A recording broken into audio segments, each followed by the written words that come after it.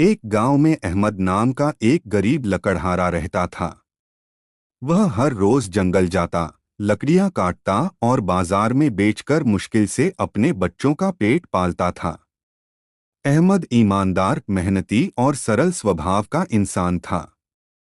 एक दिन वह हमेशा की तरह जंगल में लकड़ियां काट रहा था कि उसका कुल्हाड़ी फिसलकर पास की नदी में गिर गया।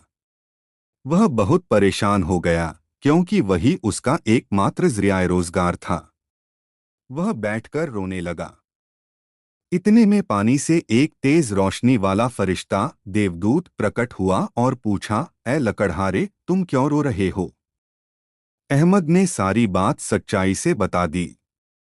फरिश्ते ने नदी में हाथ डाला और सोने की कुल्हाड़ी निकाली। क्या यह तुम्हारी है?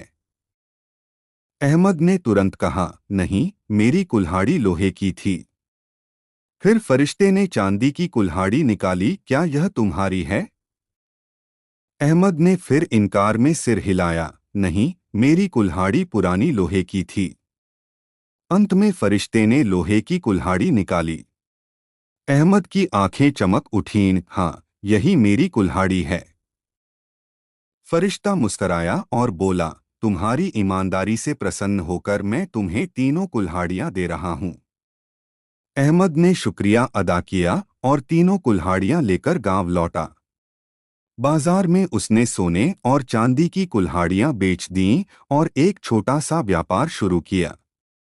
धीरे धीरे वह खुशहाल हो गया, लेकिन कभी घमंड नहीं। गांव के लोग उसकी ईमानदारी और तरक्की देखकर हैरान थे, और वह सबको यही कहता, रोजी अल्लाह के हाथ में है, बस सच बोलो, वह तुम्हें वो भी देगा जो तुमने कभी सोचा भी नहीं होगा।